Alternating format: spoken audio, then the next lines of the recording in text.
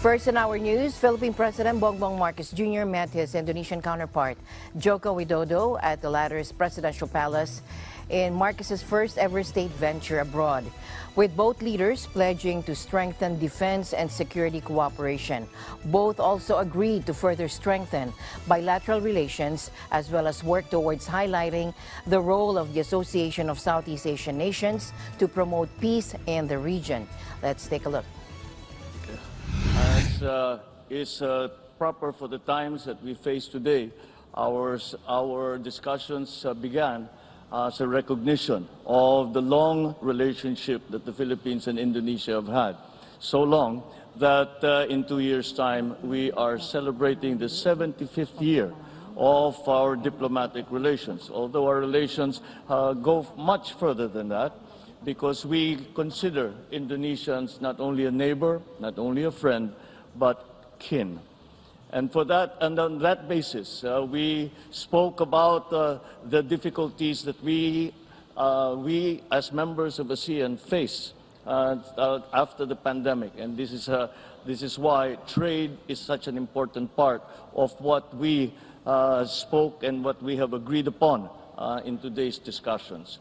We continue to thank Indonesia for the assistances and their involvement in the infrastructure programs of my predecessor, President Duterte, and their continuing commitment not only to go on and with these programs, but to increase the volume and the closeness between our two countries.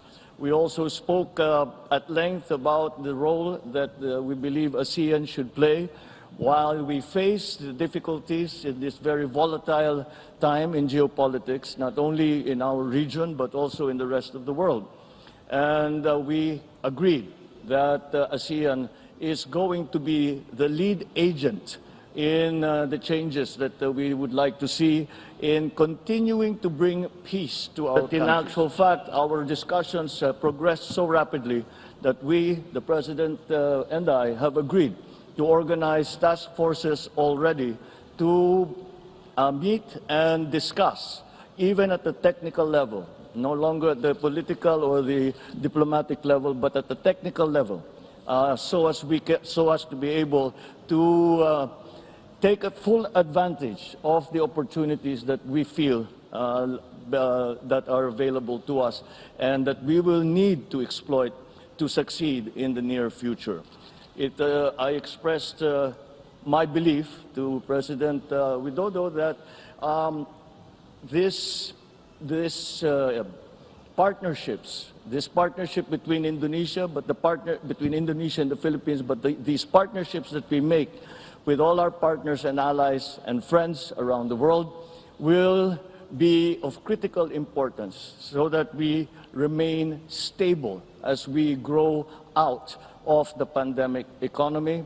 And we work together and help each other to develop regional peace and regional development.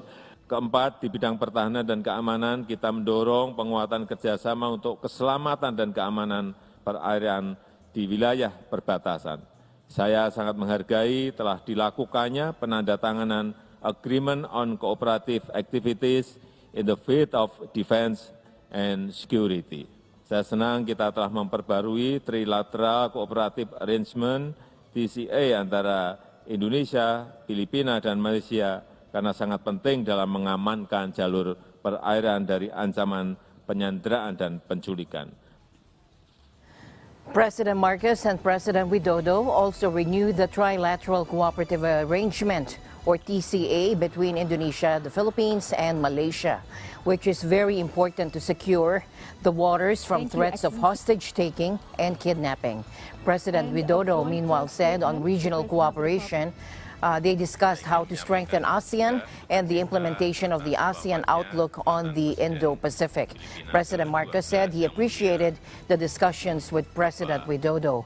President Marcos also thanked Indonesia for its assistance and involvement in the infrastructure programs of his predecessor, former President Duterte. He also thanked President Widodo for Indonesia's continuing commitment not only to go on and with these programs, but to increase the volume, as he said earlier, the closeness between the two countries.